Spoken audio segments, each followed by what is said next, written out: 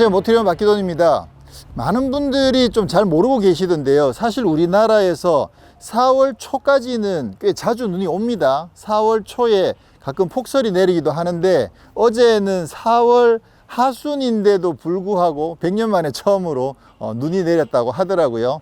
100년 만에 처음으로 4월 하순에 눈이 내렸지만, 저는 오늘도 펠리시아에 나왔고, 오늘 만나보실 모델은 2세대 아우디 A7 55 TFSI 꽈트로입니다.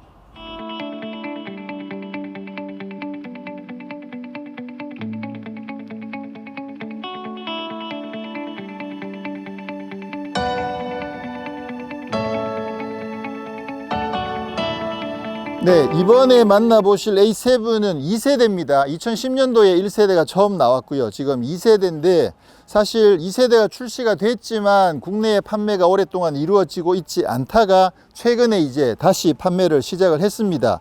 이 A7만 하더라도 많은 분들이 관심을 가질 모델이죠. 정말 스타일 진짜 멋지죠. 그러다 보니까 많은 분들이 궁금해 하시는 모델인데, 최근에 또 의도치 않게 자주 강제 소환 당하기도 했습니다. 제네시스 G80이 출시가 되면서, 사실 G80은 그냥 일반 세단이죠.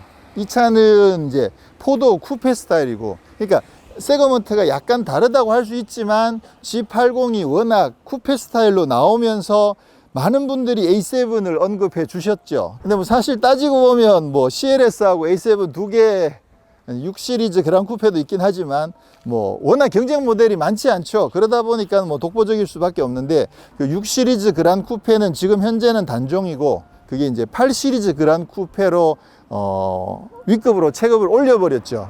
그래서 정확하게 지금 현재로서는 뭐 CLS 그리고 A7 두 개가 경쟁 모델인데, 국내에서는 자연스럽게 이번에 새로 나온 G80이랑도 비교를 꽤 많이 하게 되는 것 같아요. 그래서 오늘 그 부분도 한번 같이 고민을 해보도록 하겠습니다. A6랑도 비교해 보면, 사실 이제 기본이 A6가 베이스 모델인 만큼 A6랑도 비교해 보면 A6보다 이게 조금 더 커요. 휠 베이스는 뭐 불과 뭐 2mm, 그런 차이는 사실 왜 만드는지 이해가 좀 안 되긴 하지만, 휠 베이스 조금 2mm 정도 길고 차체 길이가 좀 더 길고 폭은 더 넓고 키는 더 낮습니다. 그래서 아무래도 이게 포도 쿠페 스타일이다 보니까 일반적인 세단들보다는 키가 한 3, 4cm 정도 더 낮다, 이렇게 생각하시면 되고요.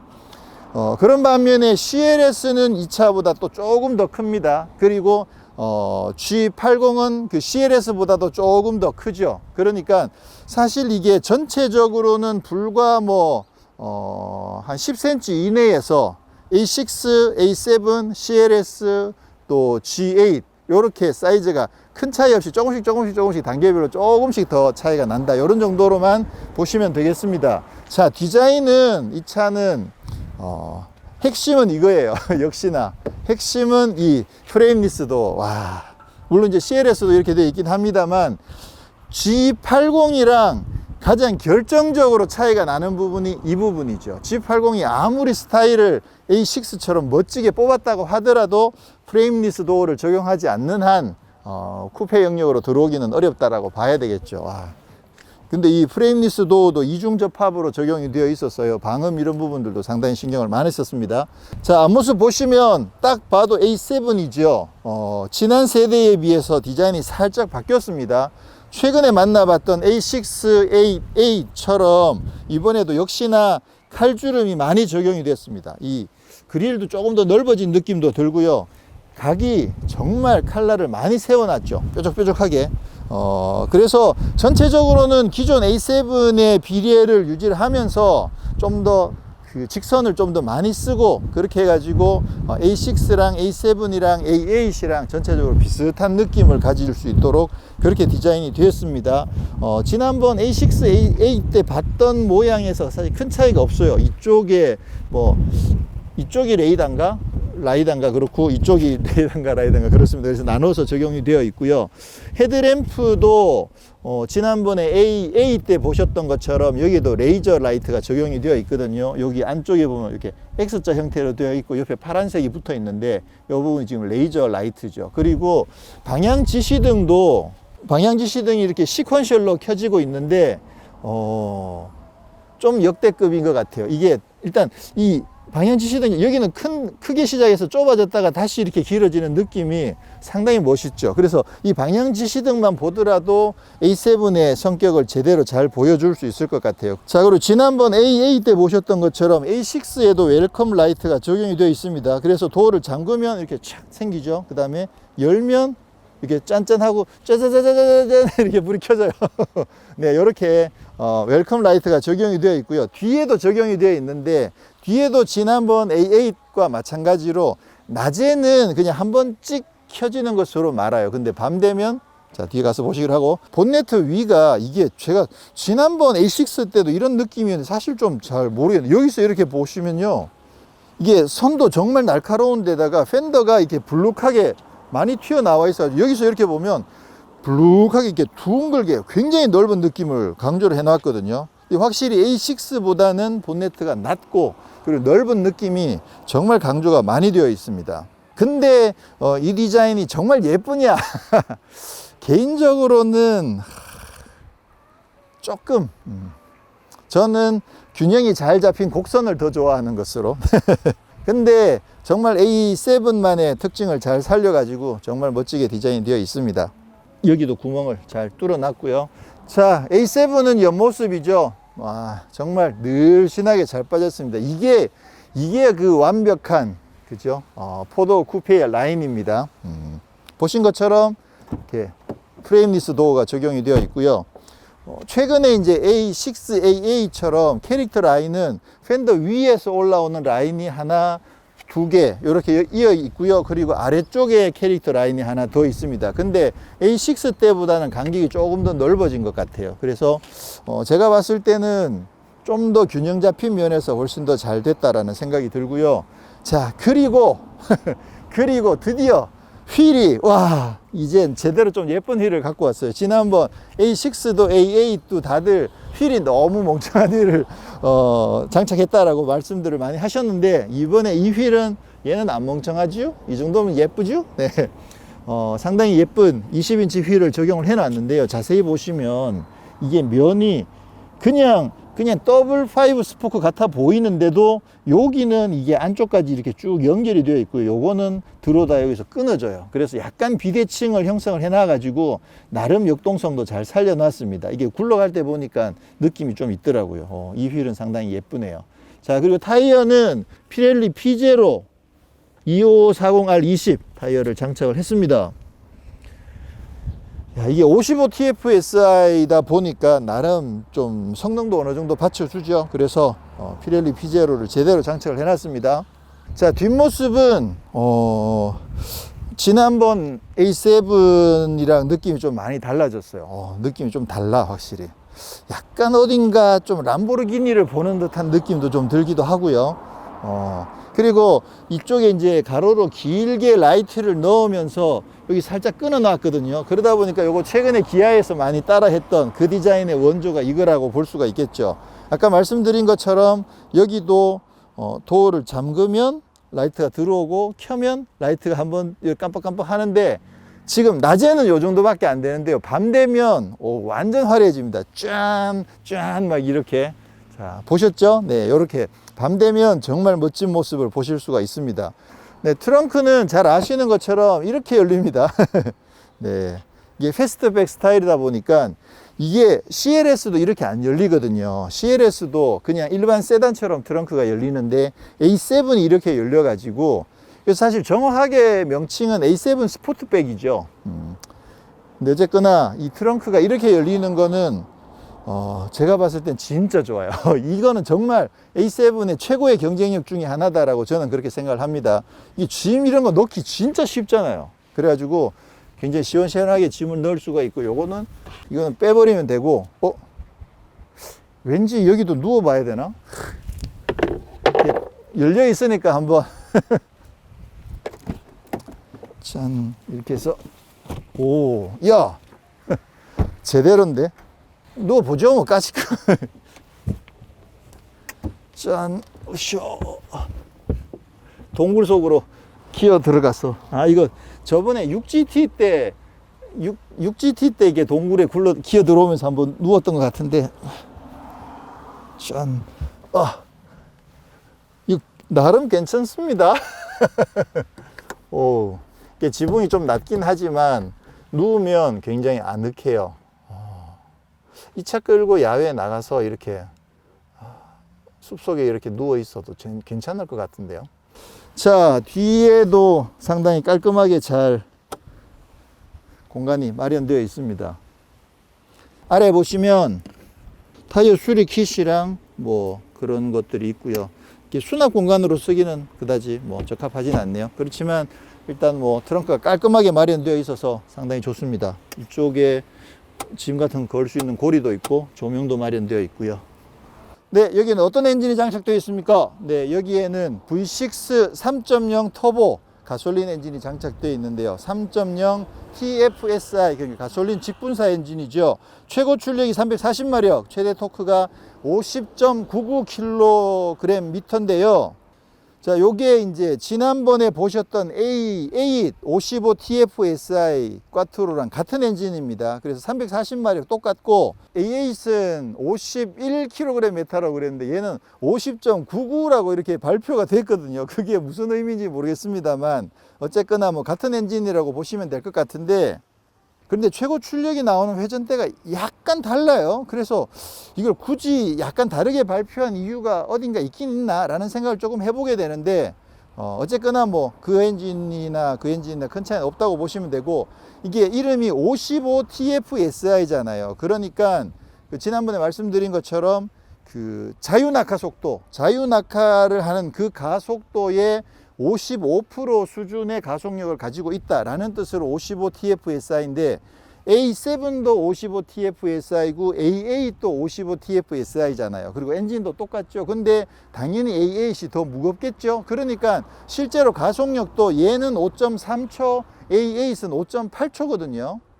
그러니까 분명히 5.3초하고 5.8초하고 제로백이 차이가 나잖아요. 근데 이러면 둘 다 55라고 붙이는 거죠. 그러니까 이 55라는 게 정확하게 제로백이 몇 초일 때 55로 붙인다가 아니고 그 정도 비슷한 레인지에 들어가면 55를 붙인다라는 것을 확실하게 이해하실 수가 있겠죠. 네, 저도 이번에 팁을 하나 얻었는데 뭐냐면 55TFSI를 아우디 명칭의 기준으로 삼는 거예요. 그래서 55TFSI면 제로백이 5.5초, 55니까 5.5초 이렇게 딱 외워버리는 거죠. 그러면 55TFSI라고 붙은 놈은 5.3초거나 5.5초거나 5.8초거나 어쨌거나 그 근처다. 그래서 60이 되면 조금 더 빨라지는 거고 45가 되면 조금 더 느려지는 거다. 그렇게 기준을 하나 정해 놓으면 앞으로 아우디 뒤에 붙어 있는 배지를 이해하기가 조금 더 쉬워질 것 같습니다. 자, 참고로 제네시스 G80은 얘는 3.0 터보인데 그렇게 해서 340마력이고 제네시스 G80은 3.5 터보죠. 그렇게 해서 380마력, 한 40마력 정도밖에 차이가 안 납니다. 그러다 보니까 아무래도 이쪽이 좀 더 효율이 더 좋다라고 볼 수가 있겠죠. 제네시스 G80 같은 경우에는 380마력인데 뭐 제로백 수치를 발표를 안 했기 때문에 구체적으로 가속력까지 비교하기는 조금 힘들긴 합니다만 어쨌거나 그 차도 4륜 구동이 있고 V6 3.5의 트윈터보, 그러니까 대체로는 비슷한데 얘는 출력이 조금 더 낫다 이렇게 보시면 되겠죠. 네, 그런 반면에 CLS는 V6가 아니고 직렬 6기통입니다. 직렬 6기통의 3.0 터보고 최고 출력이 367마력, 얘보다 더 높죠. 제로백도 4.8초로 얘보다 더 빠릅니다. 그래서 벤츠가 BMW보다도 제로백이나 이런 거 사실 조금 느리긴 했었거든요. 그리고 아우디는 또 조금 더 느리고, 그러니까 그런 달리기 성능보다는 조금 더 실생활 위주로 세팅하는 브랜드다라고 보시면 됐는데, 사실 최근에 벤츠가 제로백 욕심을 좀 많이 내고 있는 편이긴 합니다. 2세대로 바뀌면서 휠베이스가 그렇게 많이 길어진 건 아닌데요, 이 문짝은 생각보다 좀 많이 길어진 느낌이 듭니다. 자, 2열에도 프레임리스 도어가 당연히 적용되어 있고, 그리고 소프트 클로징도 적용되어 있습니다. 오, 야, A7의 소프트 클로징까지. 자, 그리고 많은 분들이 궁금해 하실 뒷좌석 공간도 한번 살펴볼게요. 짠. 타는데 크게 무리 없습니다. 우와. 지금 제가 여기 앞에 운전해온 시트 그대로 놔뒀거든요. 그러다 보니까 조금 좁긴 하네요. 제 키는 180이고요. 제가 앉아서 운전하면 시트가 좀 뒤로 많이 밀리긴 하거든요. 그러다 보니까 지금 살짝 좀 좁은 감도 있고, 등받이도 이게 각도 조절이 되는 게 아니기 때문에 등받이도 조금 서 있는 느낌이긴 한데, 그래도 뭐 제가 타서 이런 거지 또 우리 혜영 기자가 타거나 조금 키가 그렇게 크지 않으신 분들이 타기에는 전혀 무리는 없을 것 같습니다. 네, 그리고 2열에도 송풍구가 마련되어 있고요. 그리고 2열에서도 온도를 독립으로 제어할 수 있습니다. 야, 이거 1열보다 더 1열도 이렇게 되는 네, 이렇게 조절을 할 수 있고, 바람 세기도 조절할 수가 있고, 뒤에 USB를 2개를 장착을 해놨는데요. 이것도 신기하다. 앞에 센터 콘솔에 보면 USB 1, 2 이렇게 적혀 있거든요. 근데 여기 3, 4 이렇게 또 적어놨어. 이게 뭔가 의미가 있는 건가? 예를 들어서 저쪽에서 USB 1번을 선택한다든가 뭐 3번을 선택한다든가 그런 기능이 있나? 모르겠는데 어쨌거나 USB가 1, 2, 3, 4 이렇게 적혀 있고요. 자, 그물망도 되어 있고, 이쪽에 콘솔을 내리면 여기는 얕은 수납 공간. 여기는 이제 핸드폰 이런 거 놓을 수 있게끔 부직포로 소프트하게 마련이 되어 있습니다. 그리고 저기 이렇게 하면 컵홀더가 마련이 되어 있고요. 네, 머리 공간은 제가 엉덩이를 딱 붙여서 이렇게 앉으면 머리카락이 살짝 스칩니다. 제 손바닥 정도는 들어가긴 하는데 살짝 스치는 정도의 머리 공간을 확보하고 있어서 뭐 어린 자녀들은 큰 문제가 없을 것 같고요. 제가 키가 180이긴 합니다만 안전키가 그렇게 큰 편은 아니거든요. 뭐 믿으실지 모르겠지만 근데 아마 안전키가 조금 크신 분들은 머리가 이게 딱 붙을 정도로 딱 닿을 것 같아요. 뭐 아무래도 포도 쿠페의 한계라고 볼 수가 있겠죠. 근데 진짜 고급스럽다. 지금 55TFSI 단일 트림으로만 지금 판매를 하고 있다 보니까 가죽도 정말 좋은 게 적용이 되어 있네요. 네, A7은 사실 차에 딱 탈 때 문을 여는 순간 이게 프레임리스 도어가 맞아주는 게 정말 멋지죠. 그래서 문을 딱 열고 차에 타는 순간까지는 정말 멋진데, 사실 차에 딱 타고 나면 그러면 A6랑 신뢰가 크게 다르지 않아요. 그래서 지난번에 봤던 A6랑 뭐 비슷하기 때문에 그리고 또 뭐 사실 A8이랑도 조금 비슷하고요. 전체적으로 많이 비슷하죠. 근데 A8이랑은 확실히 그 라인이라든가 이런 부분들에 좀 차이가 있지만 A6랑은 거의 똑같습니다. 이쪽에 모니터 2개가 적용되어 있고 계기판도 디스플레이로 적용되어 있고, 근데 이 계기판은 정말 멋있어요. 저는 이 계기판 전체적인 외형 자체가 최근에 그냥 사각형으로만 딱 해버리는 경우들이 많은데, 얘는 좀 제대로 계기판 느낌이 나게끔 외형을 꾸미고 좌우에 그 온도계랑 이쪽 연료 게이지도 따로 만들어 가지고 지금 느낌이 굉장히 좋거든요. 안쪽 그래픽도 좋고, 물론 이제 여기 또 뭐 지도도 나오고 여러 가지 기능들이 있습니다.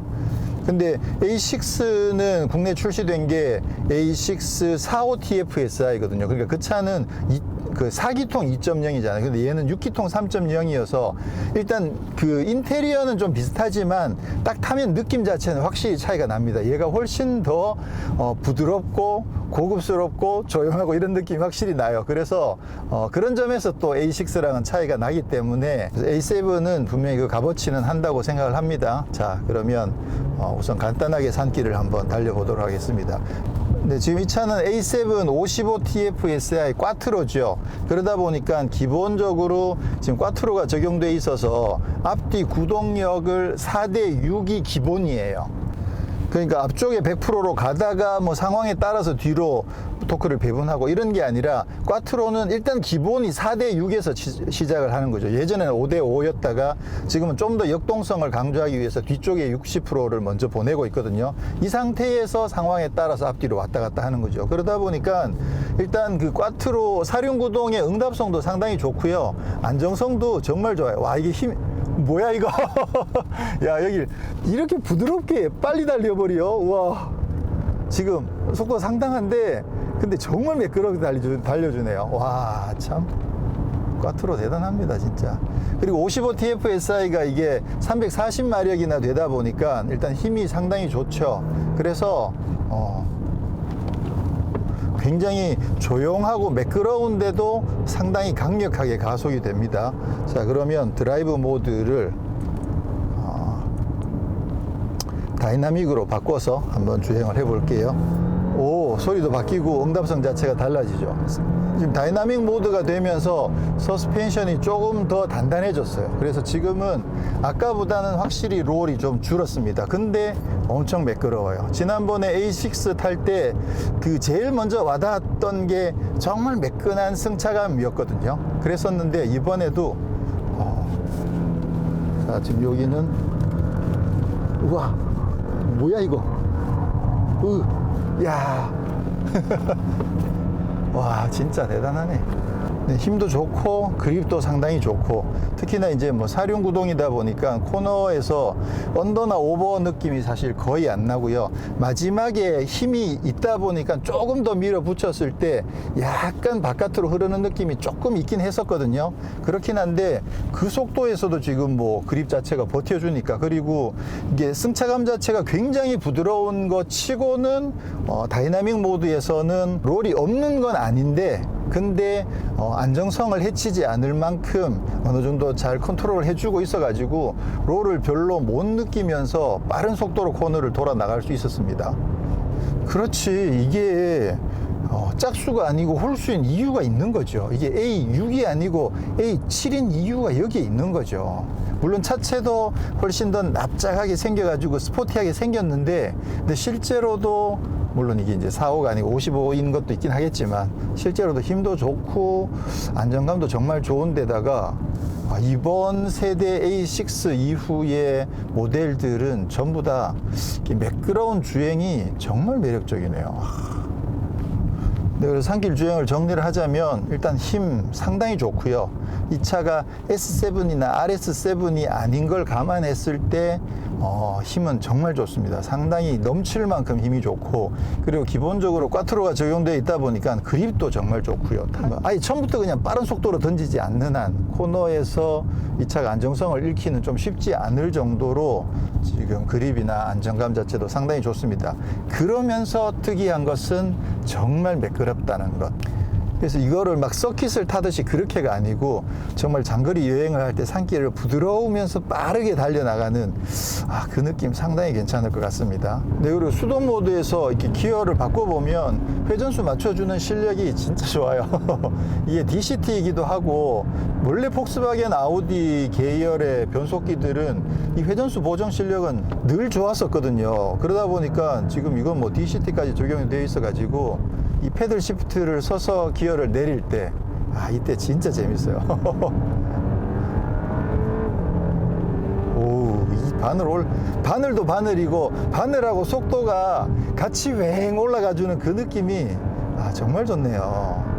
올라갔다가 속도를 한 80에서 85 정도만 돼도 이게 기어가 내려오거든요. 진짜 좋아요. 한 88, 90 정도에서 3단으로 올라가는데 한 85나 80 정도까지만 속도가 내려오더라도 2단으로 내려주면서 팽 올려주기 때문에 요때가 제일 재미있는 구간인 것 같아요. 그래서 한 70에서 100 정도 왔다 갔다 하는 그 구간에서 2단, 3단을 왔다 갔다 하면서 타면 정말 재밌네요, 이게.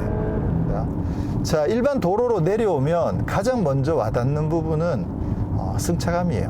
지난번 A6 때도 정말 감탄을 했었죠. 근데 A7이 그러면 A6보다 좀 더 고급스러우냐의 문제는 일단 느낌적으로는 그렇습니다. 두 대를 직접 맛 비교하면서 타보면 큰 차이가 없어라고 결론이 날 수도 있긴 한데, 현재 지금 느낌으로는 A6 때보다 조금 더 고급스러워지고 조금 더 아주 미세하게 한 뭐 5%에서 10% 정도 살짝 더 단단해진 게 아닌가 느낌이 조금 있는데, 이건 그냥 감각이어서 확실하진 않고요.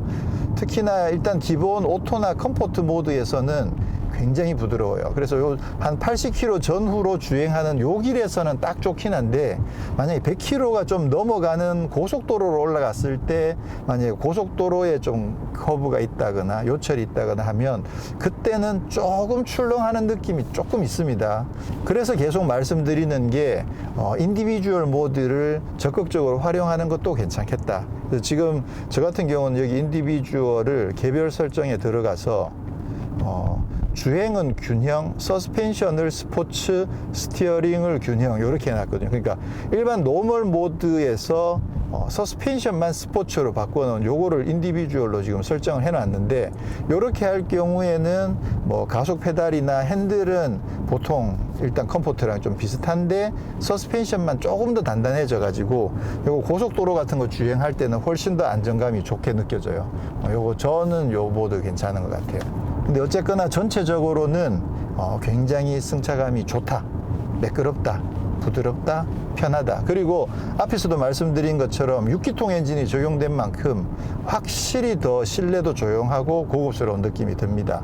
이게 프레임리스 도어가 적용되면 아무래도 고속으로 올라갔을 때 약간의 풍절음이 더 들어올 수밖에 없는 구조적인 한계가 있긴 한데, 그래도 이 차 같은 경우는 말씀드린 것처럼 여기도 이중 접합 그 글라스가 적용이 되어 있거든요. 그리고 최근에는 뭐 이런 프레임리스 도어들도 워낙 차폐성이 좋아가지고 바람 소리는 상당히 잘 막아줍니다. 네, 반자율 주행 기능도 잘 갖춰져 있습니다. 이쪽에 레버를 눌러서 셋을 하고요.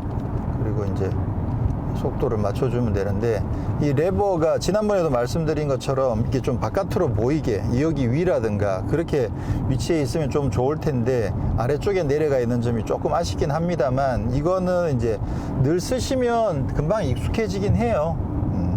그래서 지금 차간 거리도 조절을 하고 속도를 맞춰 놓으면, 그러면 이제 스티어링 어시스트까지 다 지원이 되죠. 그래서 뭐 반자율 주행은 잘 갖춰져 있긴 합니다만, 굳이 이제 이것도 성능을 좀 따져보자면, 현대 기아차 같은 경우에는 이제 국내 고속도로 여건에 맞게 뭐 HDA 같은 기능들이 적용돼 있죠. 그러다 보니까 훨씬 더 좀 더 폭넓게 도로에서 편하게 주행할 수 있도록 도와주는 장치들이 개발이 되어 있는데, 지금 이 차 같은 경우는 그렇게까지는 적용되어 있지 않아서 아주 디테일한 부분에서는 뭐 아무래도 현대 기아차의 그런 반자율 주행이나 그런 시스템보다 조금 떨어지긴 해요. 그런데 뭐 전체적으로 차간 거리 유지하는 거나 차로 유지하는 실력은 뭐 나쁘지 않습니다. 그리고 정확하게 한 15초 정도 지나면 바로 핸들을 잡으라고 경고가 들어오고요. 네, 그럼 이 차도 핸들을 계속 안 잡고 있으면 어떤 상황이 생기는지 한번 체크만 해보겠습니다. 지금 직접 조향하고 교통 상황에 주의하십시오라고 경고가 떴고요. 네, 이제 경고가 조금 더 띵띵 소리까지 나죠. 빨간색으로 바뀌었습니다. 어댑티브 크루즈 어시스트 직접 조향하십시오라는 문구가 떴고요. 지금 속도가 계속 떨어지고 있네요. 속도가 계속 떨어지면서 차로 유지 보조만 남아있는 상황으로 바뀌네요. 일단 차선 이탈 방지 이 부분은 디폴트로 작동을 하고 있거든요. 그런 상황이어서 계속 손을 잡고 있지 않으면 어댑티브 크루즈 컨트롤도 아예 꺼버리는 방향으로 그렇게 해제가 되어 버립니다. 다만 이제 차로를 벗어나지 않으면서 속도도 해제되어 버렸기 때문에 엑셀을 밟고 있지 않으면 속도도 저절로 줄어드는 상황이 된 거죠. 뭔가 그런 상황에 대해서 구체적으로 대책을 만들어 놓은 것 같지는 않고요. 그냥 계속 손을 잡고 있지 않으면 그냥 시스템을 꺼버린다. 네, 그렇게 지금 세팅이 되어 있는 것 같네요. 자, 그러면 드라이브 모드를 다이나믹에 두고요. 수동 모드로, 지금 이 차는 다이나믹 모드에서 수동 모드여도 회전수가 레드존에 가면 자동으로 시프트업이 됩니다. 네, 이 상황에서 급가속을 한번 해보도록 하겠습니다. 하나, 둘, 셋. 오우, 야, 잘 나간다. 100. 오우, 야, 정말 조용하게 빨리 날아가네요. 무슨 꼭 스텔스기 타고, 스텔스를 타보진 않았지만 스텔스기 타고 있으면 이런 느낌이 아닐까 싶을 정도로 조용하게 막 빠르게 나가네요. 가속력 상당히 좋습니다. 그리고 진짜 하체가 매끄러운 건 정말 돋보이네요. 네, 그리고 앰비언트 라이트도 굉장히 잘 적용되어 있는데 이거 지난번 AA 때 조금 과하게 너무 색깔이 화려하다라는 지적을 드리긴 했습니다만, 그래도 라이트가 이렇게 들어온 거 보면 되게 멋있긴 해요. 사실 지난번 A6 때 제가 그때 미처 몰랐던 건지 보시면 여기 꽈트로라는 마크 여기 배경에도 지금 불이 들어오거든요. 아, 이거 이번에 보고 진짜 놀랐어요. 와, 저거 정말 예쁘다 이런 생각이 들더라고요. 네, 이번 A7 55TFSI 꽈트로는 국내에 단 한 개 트림으로만 판매가 됩니다. 가격이 9,550만 원인데요. 최근에 이제 많은 사람들로부터 회자가 됐던 G80이랑 비교해 보게 되면 G80의 그 가솔린 3.5 터보의 4륜구동의 풀옵션을 다 하게 되면 그거는 8,000 중반 정도 되거든요. 그렇게 했을 때 이 차랑 가격을 비교를 해 보니까 일단 액면가로 그 차는 풀옵션 그리고 이 차는 딱 정해진 가격이니까 액면가로만 비교했을 때 G80이 한 1,000만 원 정도 더 싸요. 그 차는 3.5고 그리고 출력도 380마력이고 이 차는 3.0에 340마력이긴 하지만 아무래도 이제 아우디다 보니까 한 1,000만 원 정도 더 비싼 상황이죠. 그래서 뭐 액면가로만 놓고 보면 그 차가 훨씬 더 싸고 실제로 장비 면에서도 훨씬 더 많은 장비들도 갖고 있고 힘도 더 세고 또 실내 장식이나 이런 부분들도 고급스러운 부분들이 많으니까 그러다 보니까 많은 분들이 이제 G80의 경쟁력을 굉장히 높게 쳐주는 부분이 있습니다. 사실입니다. 근데 이제 또 아우디 같은 경우는 또 할인이라는 게 있으니까 그런 것들을 감안했을 때 그리고 이 차는 결정적으로 얘는 본격적으로 포도 쿠페죠. 그래서 프레임리스 도어까지 적용되어 있어서 일단 아우디라는 마크가 주는 만족감도 있죠. 그런데다가 훨씬 더 늘씬한 차체와 본격적인 프레임리스 도어가 적용된 이 본격적인 포도 쿠페의 느낌 이런 부분들까지 감안하면 그러면 이 차도 경쟁력이 꽤 높아지는 거죠. 그래서 결국 그 부분은 각자 본인이 좋아하시는 취향에 따라서 선택하시면 될 거라고 생각하는데 어쨌거나 제가 봤을 때 이번에 A7을 시승해보고 느낀 점은 7이라는 숫자가 존재하는 이유가 분명히 있다. 아우디 내에서 A6도 아니고 A8도 아닌 그 사이에 7이라는 숫자가 존재하는 분명한 이유 이 차만이 갖고 있는 탁월한 매력이 분명히 있다는 점을 저는 확인을 했기 때문에 저 개인적으로는 7이 진짜 좋아요. 이 7이 정말 좋네요. 특히나 이 3.0 터보의 힘도 정말 좋고 스타일도 아무래도 A6보다는 스타일에서 월등히 더 앞서죠. 물론 가격 차이가 많이 나긴 합니다만 그만큼 A7이라는 이름이 주는 어떤 가치 자체가 탁월하게 있다라는 부분이죠. 그런 반면 이제 A8은 뭐 고급스러운 면에서는 월등히 더 좋긴 하겠지만 그래도 저처럼 젊은 사람들은 그래도 뭐 A8보다는 이 스포티한 7이 훨씬 더 마음에 와닿을 수 있는 거죠. 근데 A7은 뭐 지난 세대부터도 정말 많은 분들로부터 사랑을 받았던 만큼 이번 새로운 A7도 정말 사랑을 많이 받을 것 같습니다. 특히나 이제는 제대로 뭐 반자율 주행 기능이라든가 또 뭐 레이저 라이트 뭐 이런 부분들까지 또 앰비언트 라이트 화려하고 뭐 이런 부분들까지 아주 디테일하게 꼼꼼하게 잘 상품성을 체크를 해가지고 나왔기 때문에 뭐 굉장히 편리하게 이용하실 수 있을 거라는 생각이 들고 그리고 무엇보다 승차감이 정말 좋네요.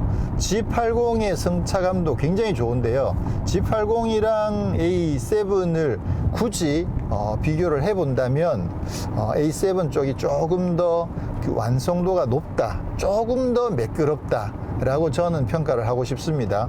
그러니까 G80 같은 경우에는 충격도 잘 흡수해주고 그리고 승차감도 굉장히 부드럽긴 한데 실제로 충격이 딱 때렸을 때 그 충격을 처리하는 실력 자체가 조금의 흐트러짐이 살짝 남아있다면 이 차는 그 충격을 딱 흡수하고는 입을 싹 닦아버린 충격 있었어? 이런 느낌으로 싹 깨끗하게 마무리해버리는 그런 느낌이 조금 더 있습니다. 뭐 확실하게 많이 차이가 나는 게 아니고 굳이 비교를 하자면 A7 쪽이 조금 더 그런 실력이 좋더라. 그래서 전체적으로 매끄러운 느낌이 상당히 좋고 평상시 이게 타고 다닐 때 정말 편하게 주행이 가능해요. 굉장히 낮은 RPM에서부터 발생을 하다 보니까 일상적인 영역에서 이 넉넉한 토크를 제대로 즐기면서 편안하게 주행할 수 있는 점도 정말 큰 매력입니다. 네, 그리고 A7에는 뱅앤올룹슨 프리미엄 오디오 시스템이 적용되어 있는데요. 스피커가 16개, 그리고 출력이 705W짜리. 700W급이면 그래도 상당히 높은 수준이라고 볼 수가 있겠죠. 그래서 오디오를 한번 들어보면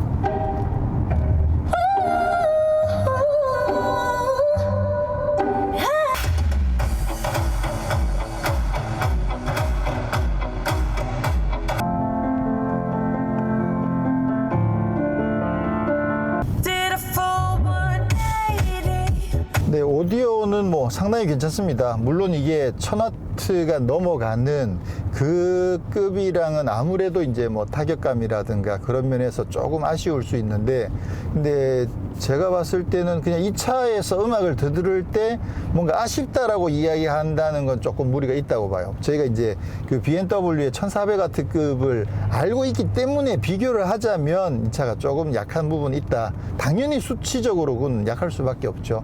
그런 부분이 있지만 제가 평상시에 그냥 이 차를 탄다면 오디오는 크게 불만 없이 충분히 들을 수 있을 것 같아요. 다만 뱅앤올룹슨 특유의 그 날카로운 선예도 또는 선명함 이런 부분들이 좀 있죠. 그래서 좀 풍성하고 좀 기름진 어떤 그런 스타일을 원하시면 그 본인이 좋아하는 취향에 맞게 음색을 조금 조정하셔가지고 선택을 바꾸시면 될 거라고 생각이 되고요. 어쨌거나 뭐 이 정도면 타격감이나 입체감이나 선예도나 여러 가지 면에서 상당히 좋습니다. 이 정도면 충분히 좋네요. 네, 오늘은 이렇게 해서 2세대로 돌아온 아우디 A7 55TFSI 꽈트로를 시승을 했는데요. 글로벌에서 출시되고 나서 조금 지나서 들어오다 보니까 조금 늦은 감이 있긴 합니다만 최근의 아우디의 모습들을 어느 정도 정리를 해가는데 역시나 A7은 그 가운데에서 중심을 잘 잡고 있다라는 생각을 확실하게 했습니다. 일단 3.0 TFSI 340마력 힘 상당히 강력하고요. 0-100 5.3초도 굉장히 강력합니다. 무엇보다도 가장 매력적인 부분은 정말 매끄러운 승차감. 이 승차감은 정말 좋은 것 같아요. 벤츠 E클래스의 그 멀티 챔버 에어 서스펜션이 적용되어 있는 그 승차감이 부럽지 않을 만큼 이 승차감 상당히 마음에 듭니다.